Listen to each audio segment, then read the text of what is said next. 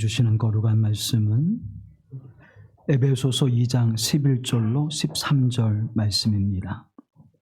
에베소서 2장 11절로 13절 말씀을 받들어 읽을 때에 거룩하신 하나님의 음성을 들으시기를 간절히 기원합니다.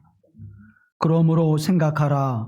너희는 그때 육체로는 이방인이요 손으로 육체에 행한 할례를 받은 무리라 칭하는 자들로부터 할례를 받지 않은 무리라 칭함을 받는 자들이라. 그때에 너희는 그리스도 밖에 있었고 이스라엘 나라 밖에 사람이라.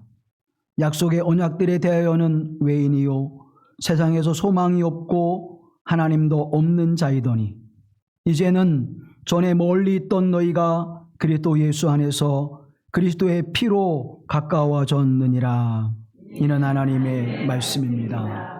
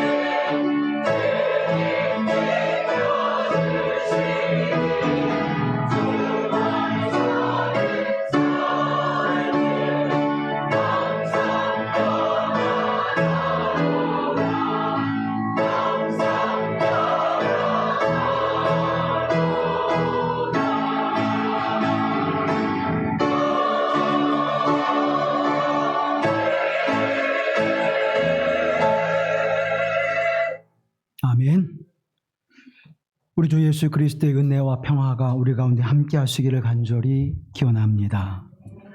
오늘 본문의 말씀의 처음 시작의 말씀이 그러므로 생각하라 그렇게 말씀합니다. 무엇을 생각하라고 말씀하시는 걸까? 헬라어 원어를 보면 디오 무네모 뉴에테라고 이렇게 기록하고 있습니다. 무네모 뉴에테라고 하는 것은 기억하라 그런 뜻이에요.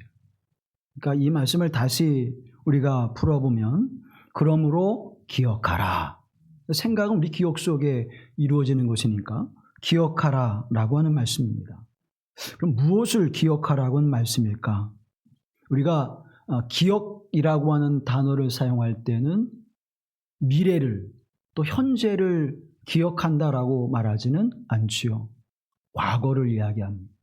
우리의 과거를 기억하라 라고 하는 것입니다. 하나님께서 우리가 어떤 삶의 자리에 있었는지, 어떤 모습으로 살았는지 그때를 기억하고, 지금은 우리의 현재의 모습이 어떠한지를 보라, 그런 의미죠. 구약성경에 보면 하나님께서 이스라엘 백성들에게 기억하라 라고 하는 말씀을 자주 하시는 것을 보게 되어집니다. 몇 군데 찾아보면 신명기 5장 15절 말씀에 보면 너는 기억하라, 내가 애굽 땅에서 종이 되었더니 내 하나님 여호와가 강한 손과 편팔로 거기서 너를 인도하여 내었나니 그러므로 내 하나님 여호와가 내게 명령하여 안식일을 지키라 하느니라. 아멘. 안식일을 지키는 것, 그것은 다름이 아니라 여호와 하나님의 강한 손과 펴신 팔로 애굽 땅에서 그들을 해방해 주신 은혜에 응답하는, 맞습니다. 하나님의 은혜로 말미암아 우리가 종의 자리에서 자유자가 되었고 구속의 자리에서 해방자가 되는 은혜를 입었고, 이제는 가나안이라고 하는 그 거룩한 땅에 우리가 들어가 하나님의 백성으로 살아가신 은혜를 베풀어 주셨습니다. 이 고백이 안식일을 지키는 거예요. 오늘 저와 여러분이 지키는 이 주일이 그리스도 예수의 복음의 은총 안에 감사하며 나를 죄에서 구원하신 우리 주 예수 그리스도의 은혜를 고백하고 그 은혜에 응답하는 예배가 되기를 간절히 기원합니다. 신명기 8장 18절 말씀에 보면 내 하나님 여호와를 기억하라, 그가 내게 재물을 얻을 능력을 주셨음이라. 이같이 하심은 내 조상들에게 맹세하신 언약을 오늘과 같이 이루려 하심이니라. 아멘. 무엇을 기억하라는 것입니까? 하나님의 언약을 기억하라는 것입니다. 내가 오늘 이 땅에서 누리고 살아가는 것, 내가 건강을 잘 챙겨서 건강하는 것이 아니라, 내가 물질의 사업의 수단이 좋아서 물질을 누리는 것이 아니라, 하나님께서 약속하신 그 언약을 이루시는 여정 속에 우리에게 부스러기와 같은 은혜, 그런 은혜가 주어져 오늘 우리의 삶을 살아가는 은총이었음을 기억하라는 것입니다. 이사야 44장 21절 말씀에 보면 야곱아 이스라엘아 이 일을 기억하라, 너는 내 종이니라, 내가 너를 지었으니 너는 내 종이니라, 이스라엘아 너는 나에게 잊혀지지 아니하리라. 아멘. 사랑하는 성도 여러분, 이스라엘 백성들은 노예였고 이스라엘 백성들은 가진 것이 없었고 이스라엘 백성들은 어떠한 주권도 없는 이들이었습니다. 그런데 그들이 이제 주권을 갖게 되어지고 땅을 소유하게 되어지고 삶을 살아가게 하신 하나님의 은혜를 그들이 누리게 되어진 것은 여호와 하나님께서 이스라엘 백성들에게 약속하신 바 그 약속을 이루시는 여정 속에서 하나님의 자비와 공의하심을 베푸는 은총 속에서 그들이 이 모든 은혜를 누렸다고 하는 사실입니다. 그런데 더 놀라운 하나님의 은혜는 내가 너희를 잊지 아니하리라. 사랑하는 성도 여러분, 하나님은 여러분 한 사람 한 사람을 잊지 않고 계십니다. 하나님은 여러분을 기억하고 계십니다.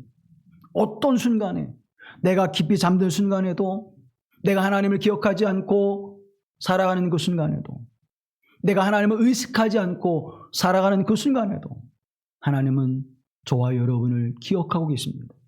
잊지 않고 계십니다. 그런데 우리는 하나님을 어떻게 바라보고 생각하고 살아가고 있습니까? 하루를 살아가면서 우리는 하나님을 잊은 시간들이 얼마나 많이 있습니까? 한순간도 우리에게 눈을 떼지 아니하시고 우리를 잊지 않고 우리를 바라보시는 그 주님의 은총이 함께하고 있음을 기억하십시오. 그래서 오늘을 내가 살아갈 때 난 하나님의 백성이요, 난 하나님의 자녀요, 하나님께서 거룩한 빛으로 부르신 은혜의 사람인 것을 늘 우리가 고백하며 그 삶을 살아가야 될 줄로 믿습니다. 나를 부르신 하나님, 나의 은총의 자리로, 나를 하나님의 은혜의 자리로 부르신 그 하나님, 그래서 나에게 소망을 주시고 내 삶에 살아갈 수 있는 힘과 능력을 베풀어 주시고 오늘 내가 이 땅에서 헛된 인생이 아니라 영생과 하나님의 나라를 소망하는 믿음의 의미 있는 발걸음으로 살아가게 하신 하나님, 그 은혜를 내가 감사하며 찬양합니다. 내가 쓰는 물질도, 내가 건강하여 행하는 모든 일들도 다 이제는 나를 위한 것이 아니라 어떤 삶의 행동과 모습이 내게 이루어지든지 이 모든 것이 하나님의 영광된 길을 향하게 하시는 하나님의 은총이 있음을 고백합니다. 그저 우연히 이루어지는 인생이 아니라 하나님 앞에 그렇게 아름답고 복되게 이루어지는 삶인 것을 주님은 우리에게 분명하게 말씀해 주고 있습니다. 근데 우리는 그 과거를 잊어버려요. 종종. 내가 어떤 존재였는지, 내가 어떤 삶의 모습에 있었는지 우리는 그것을 잊고 살아갑니다. 조지 오웰이라고 하는 소설가가 1984년이라고 하는 소설 속에서 이렇게 이야기합니다. 과거를 지배하는 자는 미래를 지배한다. 현재를 지배하는 자는 과거를 지배한다. 지금 진실한 것은 영원한 진실이다. 이 소설에 보면 사람들의 뇌 속에서 과거를 싹 지워버리고 현재의 새로운 기억을 심어줍니다. 그래서 자신이 지배하기 좋은 사람들로 만들어가요. 자신만의 왕국을 만드는데 과거의 기억을 지워버립니다. 현재의 자신을 추종하는 그런 생각들을 넣어줘요. 과거를 잃어버려요. 내가 어떠한 존재였는지, 내가 어떤 의미 있는 삶을 살았는지, 나는 지금 어딜 향하고 있는지 그걸 모르니까 그 삶 속에서는 마치 로봇과 같이 현재의 그 생각과 마음을 넣어주어서 미래를 향해서 자신의 지배 아래 두는 그러한 이야기들을 펼치고 있습니다. 과거를 잃어버린 사람은 현재의 삶을 온전히 살아갈 수 없습니다. 현재를 온전히 살아가지 못하는 사람은 미래의 삶의 소망이 없습니다. 사랑하는 성도 여러분, 내가 오늘 진실함으로 살아갈 수 있는, 하나님의 사랑과 은혜 가운데 살아갈 수 있는 것은 나를 과거에 부르신 그 은혜가 있었기에 오늘 내가 이만큼이라도 하나님 앞에 진실하고 경건하고 거룩한 삶의 모습으로 살아갈 수 있음을 기억하십시오. 그리고 오늘을 진실하게 살아갈 때 그 진실은 영원한 진실이 되게 하시는 하나님의 은혜를 누리시기를 간절히 기원합니다. 오늘 본문의 말씀에 나오는 두 부사가 있는데 하나는 그때, 하나는 이제는 이라는 단어. 그때에는 우리가 어떤 존재였습니까? 우리는 본질상 진노의 자녀였고 그 죄로 말미암아 멸망에 이를 수밖에 없는, 심판을 받을 수밖에 없는 존재였지만 이제는 예수 그리스도 안에서 그 강력한 사랑과 은혜로 말미암아 구원의 백성이 되었고 하늘 백성이 되었음을 우리에게 선언해 주고 있습니다. 엄청난 신분의 변화가 우리에게 주어졌는데, 그럼 여러분 지금 여러분의 삶의 모습은 그 신분에 걸맞는 삶을 살아가고 있습니까? 때때로 우리는 우리의 걸맞는 신분의 삶을 살아가지 못할 때가 있습니다. 여전히 죄인의 모습과 그 행실의 모습으로 살아가고 있죠. 사랑하는 성도 여러분, 물론 우리가 그 신분에 걸맞는 것이 뭐냐라고 이렇게 물을 때에는 여러 생각과 마음들이 있을 것입니다.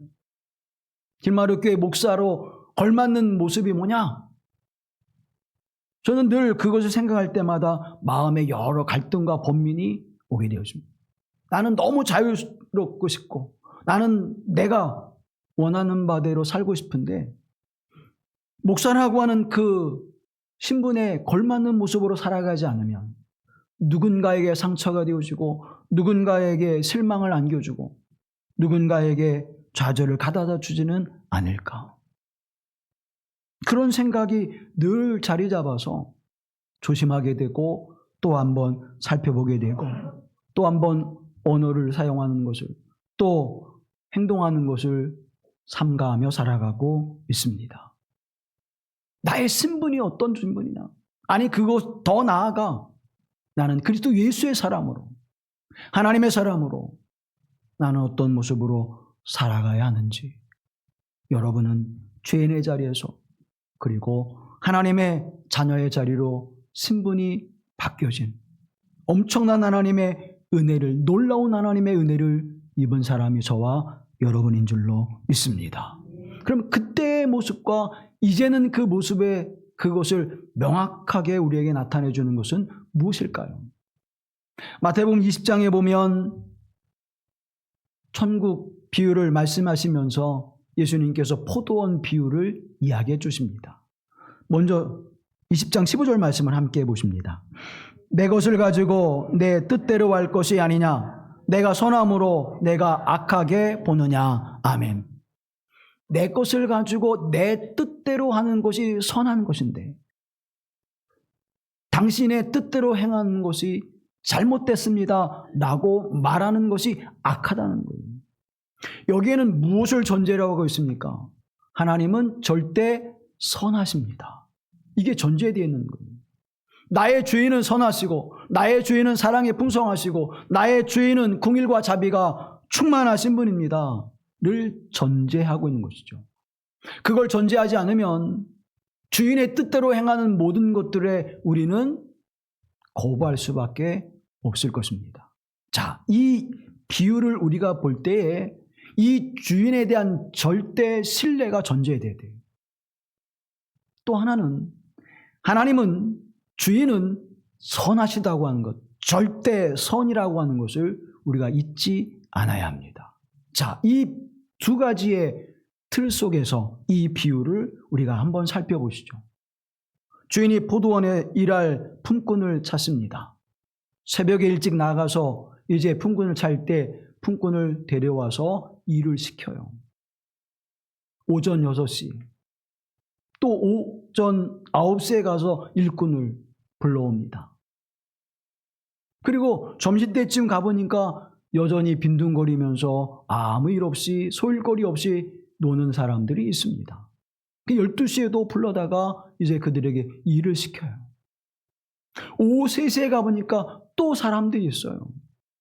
그들을 궁히 여겨서 이제 자신의 밭에서 일할 수 있는 품꾼의 기회를 줍니다. 그리고 이제 일이 끝나는 저녁 6시 되기 전 1시간 전 5시에도 가보니까 또 거기에 일꾼이 있어요. 그 품꾼을 데려다가 일을 시키고 한 데나리온을 줍니다.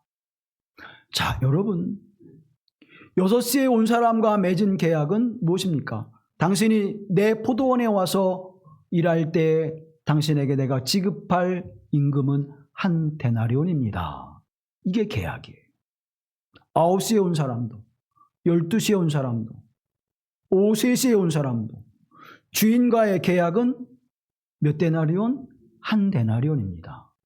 그런데 5시에 온 사람에게 한 데나리온을 주었습니다. 오전 6시에 온 사람은 또 9시에 온 사람은 어떤 생각이 들까요? 나는 12시간을 일했어. 1시간 일한 사람보다 나는 더 많이 일했으니까 내 임금은 더 많을 거야. 이 생각은 무엇을 전제라고 하겠습니까? 주인은 틀렸다는 것을 전제하고 있습니다. 나와 주인이 맺은 계약은 한 데나리온이에요. 그럼 한 데나리온을 받는 것은 마땅한 것입니다. 요즘 말로 말하면 주인은 경제 정의를 실현하는 거예요. 그런데 이 사람이 주인에게 이렇게 항의합니다. 저 사람은 1시간 일하고 한 데나리온을 받았는데 나는 12시간을 일하고 한 데나리온을 받았습니다. 이것은 부당한 것이 아닙니까? 하고 원망합니다. 우리가 계산적으로 보면 그럴 수 있다고 생각하죠. 그런데 계약은 어떻습니까?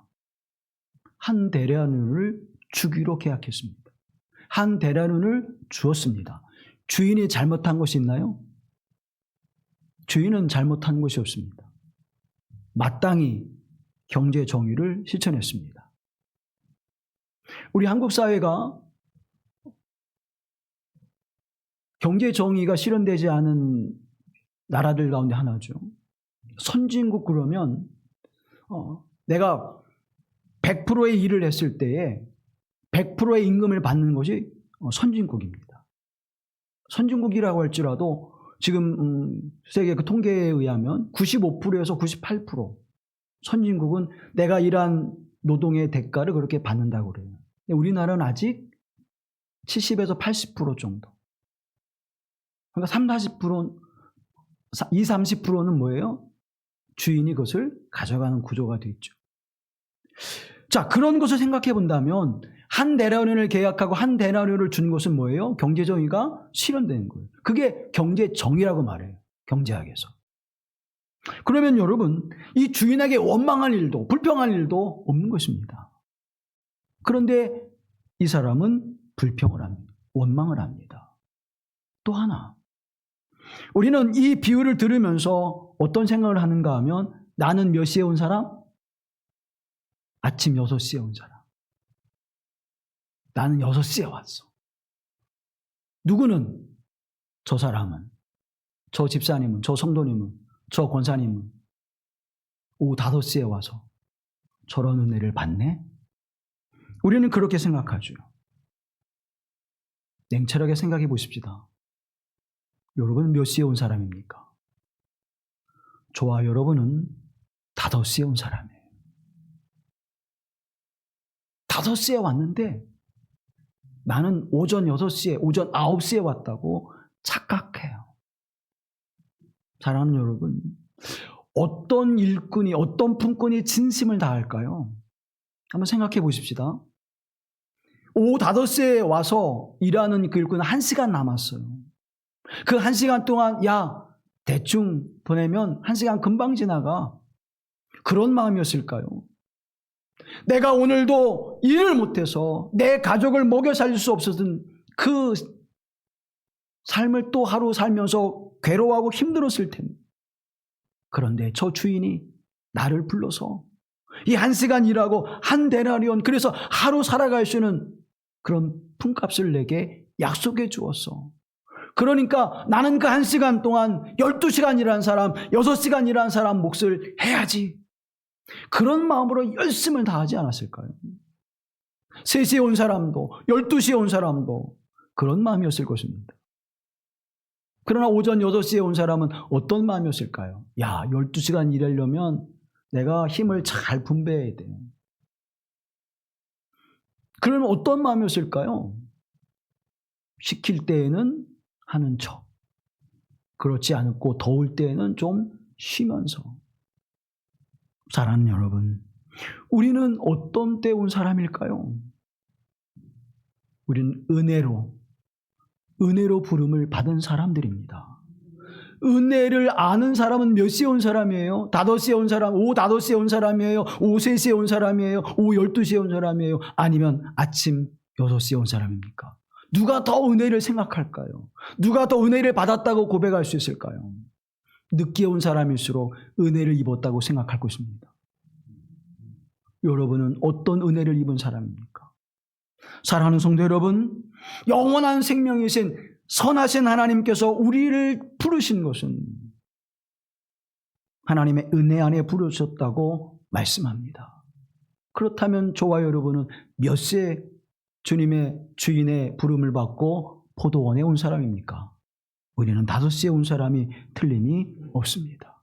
그런데 그럼에도 불구하고 왜 한 데나리온입니까? 라고 원망하고 투정하게 되는 이유는 뭘까요? 여전히 그때에 머무는 사람, 본질상 진노의 자리에 여전히 머물러 있는 사람, 여전히 계산하는 사람이고 여전히 하나님을 선하시고 의롭고 거룩하신 분이라고 하는 것을 나는 입술로는 말하지만 내 마음과 내 영으로는 그것을 시인하지 않는 사람입니다. 사랑하는 성도 여러분, 그때의 사람을 성경은 이렇게 말씀하고 있습니다. 그리스도 밖에 있었다. 우리 주 예수 그리스도의 은혜 밖에 있었다는 거예요. 제 구원의 은총을 입지 못한 사람이라고 말씀합니다. 또 이스라엘 나라 밖에 있었다라고 말합니다. 이스라엘 나라 밖에 있었다고 하는 것은 하나님께서 이스라엘을 택하셔서 거룩한 백성으로 부른 선민 되어짐을 그들이 받지 못하는 사람이었다는 것입니다. 로마서 9장 4절 말씀에 보면 그들은 이스라엘 사람이라 그에게는 양자됨과 영광과 언약들과 율법을 세우신 것과 예배와 약속들이 있었다 그래요. 이런 것들이 그 선민에게 주어진 하나님의 은혜인데 이걸 못 받은 자들이라. 그래서 내가 그리스도 예수의 거룩한 은총 안에서 하나님의 자녀됨과 하나님의 영광에 참여하는 자들과 그리고 하나님께서 우리에게 주신 약속의 말씀이 나를 향하신 말씀이라고 하는 것을 고백하지 못하는 자들이었다. 이게 이스라엘 나라 밖에 있었던 사람들이라고 말씀하는 것입니다. 그래서 그 다음 말씀에 약속의 언약들에는 너희가 외인이었다라고 말하는 것입니다. 그런 삶에 있는 이들은 어떤 삶의 모습이 될까요?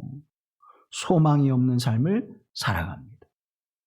하나님의 말씀 속에 소망, 하나님의 은혜 가운데 소망이 있는데 그 하나님의 은총의 자리로부터 벗어나게 되어지니까 소망이 없는 거예요. 사랑하는 여러분, 그래서 하나님 없는 자리, 그 자리를 기뻐하는 것입니다. 여러분이 주인이라고 생각해 보십시다. 늦게 와서 정말 열심히 그 은혜를 기억하면서 정말 열심히 일하는 사람을 그 다음 날에도 부르지 않을까요? 일찍 불렀는데 그저 주인의 눈치 보면서 일을 쉬엄쉬엄 하면서 대충대충 하며 하루를 때우고 한 데나리온을 받는 사람을 여러분은 그 다음 날 또 부르시겠습니까? 그런데 우리는 생각하기를 나에게 왜 부당한 일을 하십니까? 우리 그것만 생각해요. 하나님 없는, 하나님을 알지 못하고 하나님의 은혜를 알지 못하고 하나님의 사랑의 풍성함을 신뢰하지 못하는 자들의 삶의 모습은 바로 그렇게 계산하면서 자신의 삶의 자리를 깨닫지 못하는 이였음을 우리에게 증언해주고 있는 것입니다. 그러나 이제는 저와 여러분이 예수 그리스도 안에서 이제는 하나님의 자녀가 되어진 은혜를 입은 줄로 믿습니다. 그래서 성경은 우리에게 이렇게 선언해주고 있습니다. 에베소 2장 4절 5절 말씀 함께 보시죠. 긍휼이 풍성하신 하나님이 우리를 사랑하신 그 큰 사랑을 인하여 허물로 죽은 우리를 그리스도와 함께 살리셨고 너희는 은혜로 구원을 받은 것이라. 아멘. 은혜로 구원을 받았는데 그 은혜는 뭐냐? 우리의 죄로 인하여 허물로 죽으신 예수 그리스도 안에서 우리를 다시 어떻게 살려내셨다. 그런데 그 하나님의 구원의 역사는 어떤 것에 의한 것이다? 큰 사랑을 인한 것이다. 5:05시에 온 사람, 5:03시에 온 사람, 오전 12시에 온 사람, 이 사람들은 은혜를 입은 사람이겠죠. 그 은혜를 입은 사람은 주인의 큰 사랑을 받았다고 생각할 거예요. 사랑하는 성도 여러분, 이제는 저와 여러분이 큰 사랑으로 인하여 내 공로나 힘이나 의지가 아니라 내가 하나님 앞에 이렇게 많은 열매를, 이렇게 많은 영광을 돌렸으니 그것에 대한 값으로 내게 영생과 하나님의 나라를 주십시오. 여러분이 아무리 많이 전도한들, 여러분이 많은 교회를 세운들, 하나님 앞에 그것이 어떠한 모습일까요? 하나님은 우리를 부르셨듯이 하나님이 구원하신 자들 하나님 불러내십니다. 내가 가서 전하지 않아도 구원받을 자를 하나님 반드시 어떻게 해요? 구원해 내시는 하나님입니다. 다만 나는 그 하나님의 은혜를 고백하고 그 은혜를 깨달아 하나님의 손에 들려진 도구가 되어졌고 그 도구로 내가 하나님의 사역과 그리스도 예수의 복음을 전하는 자가 되어 그들을 교회로 인도하는 도구였을 뿐이에요. 그것이 우리의 자랑이 될 수 있을까요? 그것이 우리의 열매가 될 수 있을까요? 그것이 우리의 업적이 될 수 있을까요? 하나님 앞에 교회를 세워주는 것, 또 복음을 전하여 교회를 채우는 것, 또 하나님의 거룩한 사역을 이루는 일에 내가 함께 동행하는 것, 그것이 우리에게 하나님 앞에 업적으로 따진다면 얼마나 하나님 앞에 보탬이 되드릴 수 있을까? 젊은 아이들 말로 일도 안 돼. 일도 안 돼. 하나님이 능히 모든 일을 행할 수 있는데 내게 그런 기회를 주신 것이 우리에게는 은혜요. 또 그것이 응답하는 삶의 모습일 수밖에 없는 것입니다. 그래서 에베소 2장 13절 오늘 본문의 말씀 속에서 이렇게 말씀합니다. 함께 보시죠. 이제는 전에 멀리 있던 너희가 그리스도 예수 안에서 그리스도의 피로 가까워졌느니라. 아멘. 전에는 멀리 있던 너희가 이제는 그리스도의 예수 안에서 그리스도의 피로 가까워졌느니라. 내 공로로, 내 의지로, 내 힘쓰므로, 나의 업적으로, 내가 하나님 앞에 드려진 그 무엇으로 그리스도 예수와 가까워졌느니라가 아니옵니다. 무엇이에요? 그리스도 예수의 보혈로, 그리스도 예수의 피로 가까워졌느니라. 오늘 우리는 매월 첫 주에 성찬주의를 보냈는데 그리스도 예수의 보혈이 나로 하나님의 거룩한 보좌 앞에 나아가게 하시고 이 식탁을 통해서 우리가 하나됨을 고백하게 하시고 장차 하나님의 나라에서 하나님의 가족으로 살아가게 하시는 은혜를 내가 소망합니다. 무엇으로요? 무엇으로요? 그리스도의 은혜, 그리스도의 보혈의 은총, 나를 위하여 흘리신 그리스도의 보혈의 은총이 이 소망의 삶을 살아가게 하는 줄로 믿습니다. 그래서 19절 말씀에 이렇게 말씀합니다. 함께 보시죠. 그러므로 이제부터 너희는 외인도 아니요 나그네도 아니요 오직 성도들과 동일한 시민이요 하나님의 권속이라. 아멘. 권속이란 말은 가족이란 말이에요. 이제는 외인도 아니요 나그네도 아니요 이제는 그리스도 예수 안에서 거룩한 성도와 동일한 시민이요 하나님의 가족이라. 이 은혜가 여러분의 무엇을 통해서 얻을 수 있겠습니까? 무엇을 통해서요? 그리스도 예수의 복음의 은총이 아니면, 그리스도 예수의 보혈의 은혜가 아니면 이 은혜를 입을 수 없는 것입니다. 그 은혜를 주셨어요. 그러니까 다도스에 온 사람처럼 열심히 부지런히 게으르지 말고 부지런하여 주를 섬기는 일에 힘쓰는 삶이 되기를 간절히 기원합니다. 빌립보서 3장 20절 21절 말씀에 이렇게 말씀합니다. 함께 보시죠. 그러나 우리의 시민권은 하늘에 있으니 우리는 그곳으로부터 구주로 오실 주 예수 그리스도를 기다리고 있습니다.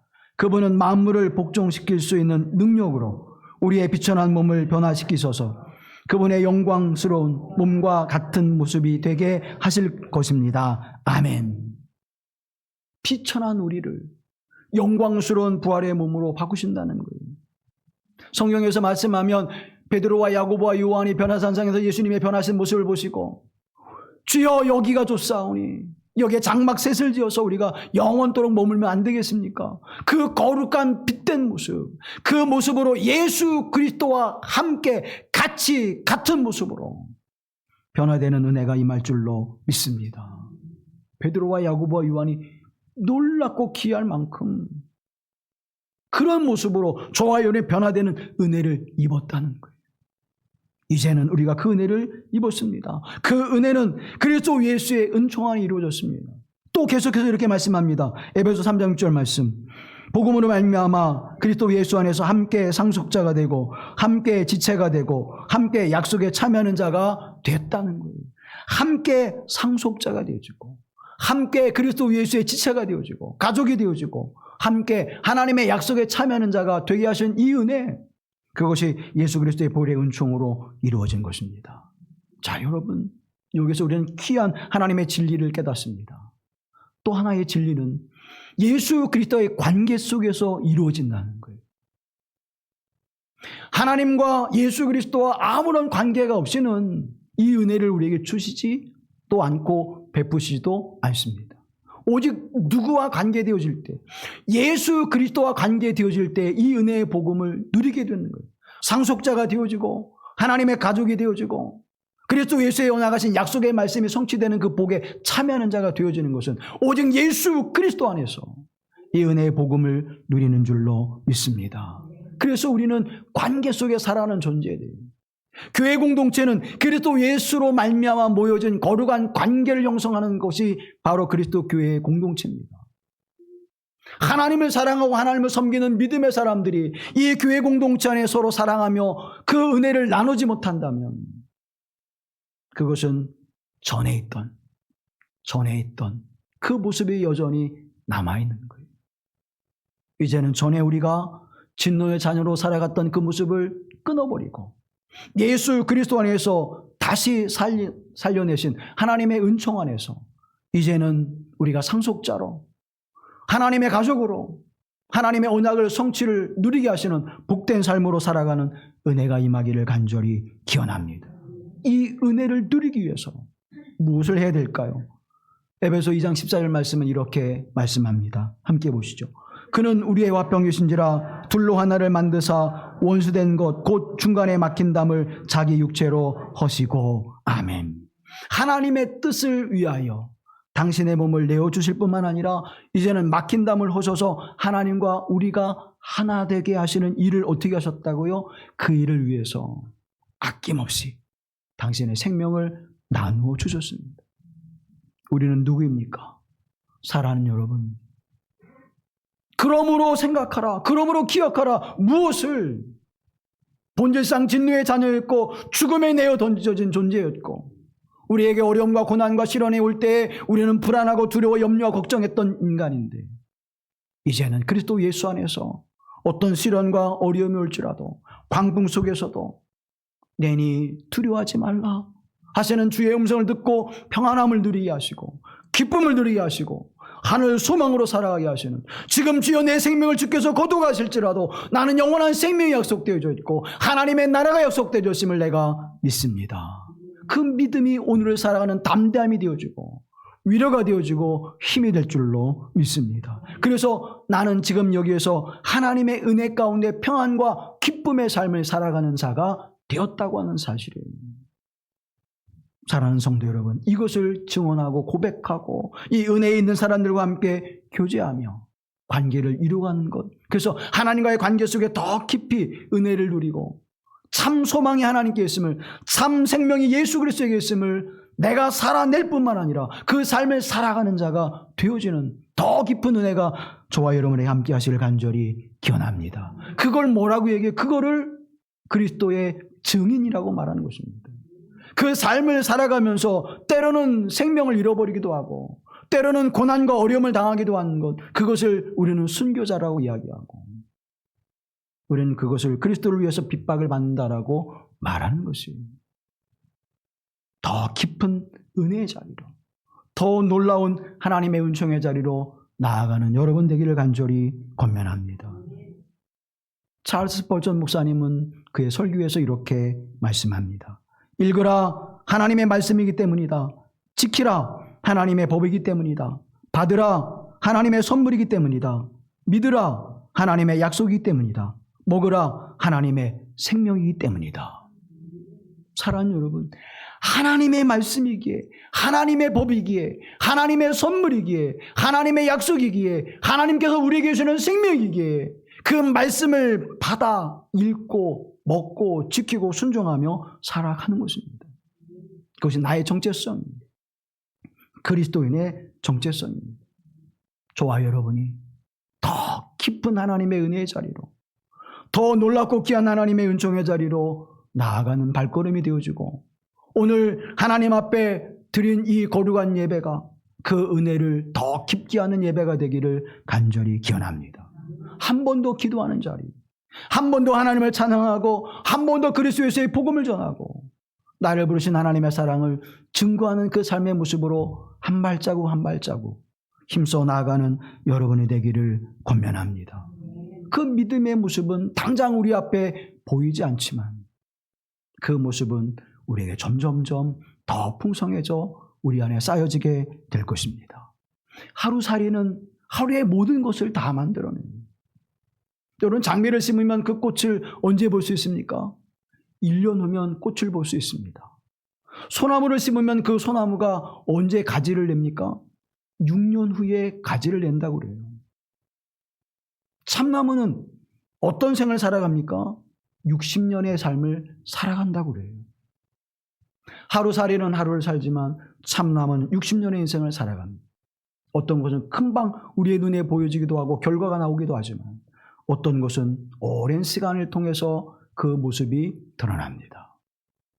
그러나 하루살이의 인생도 1년에 살아가는 꽃을 피우는 장미도 60년의 긴 삶을 살아가는 참나무도 하나님의 은총과 자연 속에 살아가는 것임을 기억하십시오. 저와 여러분의 삶과 믿음도 그렇게 하나님의 은총 안에 살아가는 존재입니다. C.S. 루이스는 순전한 기독교라고 하는 책에서 이렇게 말씀합니다. 하나님께서는 순전한 인간을 창조하는 것에 만족하지 않으셨습니다. 그는 모든 존재가 그리스도와 같은 자가 되기를 원합니다. 이 말씀은 어떤 말씀이에요? 여러분, 나는 기독교인이에요. 나는 그리스도인이에요. 나는 교회를 다녀요. 거기에 만족하는 것이 아니라 예수 그리스도와 같은 존재로 만드시길 원하시는 하나님. 그래서 예수 그리스도와 함께 상속자가 되어지고 예수 그리스도와 함께 만국을 다스리게 하시는 거룩한 은혜의 자리로 저와 여러분을 세우시는 줄로 믿습니다. 그렇게 만들어 가시는 거예요. 나는 그리스도 예수를 믿어. 난 기독교인이야. 거기에 만족하고 그것으로 인하여 나 하나님의 나라가 내게 약속되어졌어. 그렇게 생각하고 살아간다면 우리는 오전 6시에 온 사람, 오전 9시에 온 사람과 다르지 않을 것입니다.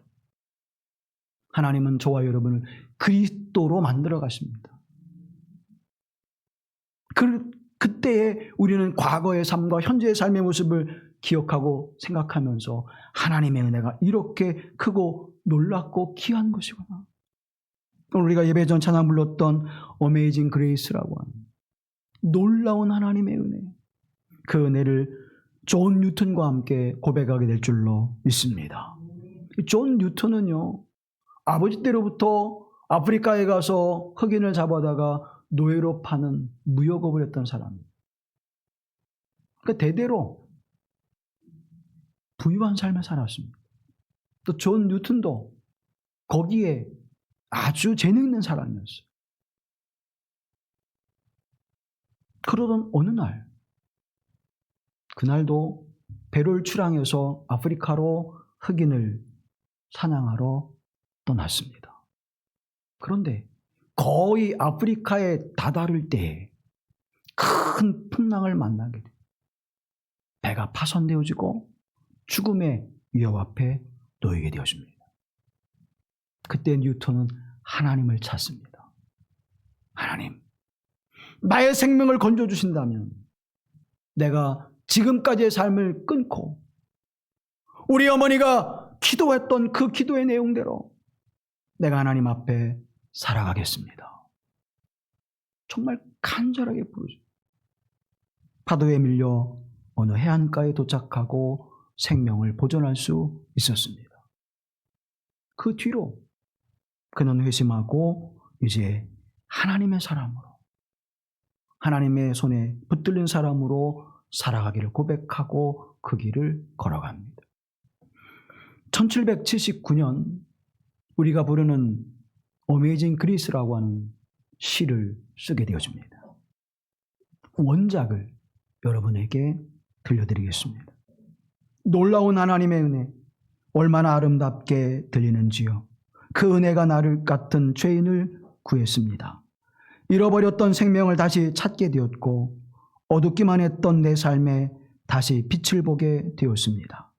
내 모든 결박이 끊어졌고 이제 나는 자유합니다. 나의 하나님께서 나를 구해 주셨어요. 많은 위험과 고통, 유혹을 넘어 나 지금 여기까지 왔네. 이 은혜가 나를 여기까지 무사히 이끌었으니 그 은혜는 나를 본향으로 안전하게 이끌어 인도하시리라. 주님은 내게 약속해 주셨네. 그 약속이 내게 희망을 굳건하게 가져다 주네. 그가 내 양분이자 방패가 되어 주실 것이네. 내 삶이 지속되는 동안. 그렇다네 이 살과 심장이 멈추는 날, 육신의 삶이 끝나는 날, 난 진실을 가리는 장막에 소유하게 될 것이니 기쁨과 평화의 삶을. 이 세상은 눈 녹듯이 사라질 것이며 태양은 그 빛남을 멈출 것이라. 그러나 나를 부르신 하나님은 그 부르심 안에서 영원하신 내 하나님이시라. 아멘. 이전에는 내가 그렇게 살았지만, 이제는 어둠 속에, 이제는 악함 속에, 이제는 하나님 앞에 원망하며 불평하는 삶 속에 살았지만, 이제는 내가 그리스도 예수 안에서, 하나님의 은총 안에서, 하나님의 은혜 안에서 나는 이렇게 놀라운 은혜의 삶을 살아갑니다. 은혜를 말하지 않고는, 하나님의 은혜를 말하지 않고는, 그 감사와 감격을 고백하지 않고는 견딜 수 없는 믿음의 사람으로 세워지는 그 은혜를 이렇게 노래하고 있습니다. 지금까지도 존 노턴의 이 고백은 우리가 찬양의 곡으로 노래하면서 많은 은혜를 읽고, 믿지 않는 자들에게도 이 찬양을 통해서 감동을 주는 그런 은혜가 우리에게 주어지고 있습니다. 만약 존 뉴턴이 그때의 모습으로 그렇게 계속 살았다면 우리는 존 뉴턴이라고 하는 사람을 기억하지도 못했을 것입니다. 그러나 이제는 그리스도 예수 안에서 은혜를 입은 자가 되어서 내게 희망이 되고 내게 생명이 되어주시고 내가 살아가는 삶의 자양분이 되시고 내 기쁨과 평화의 모든 것이 되심을 고백하며 영원하신 하나님이라 내가 찬양하리다. 이 믿음의 고백이 여러분의 고백이 되기를 간절히 기원합니다. 이제는 달라졌습니다. 아니, 이제는 달라진 삶을 살아야 합니다. 이 은혜가 얼마나 크고 놀라운지 기억해야 합니다. 이 은혜가 얼마나 귀하고 놀라운지 우리는 생각하며 살아가야 합니다.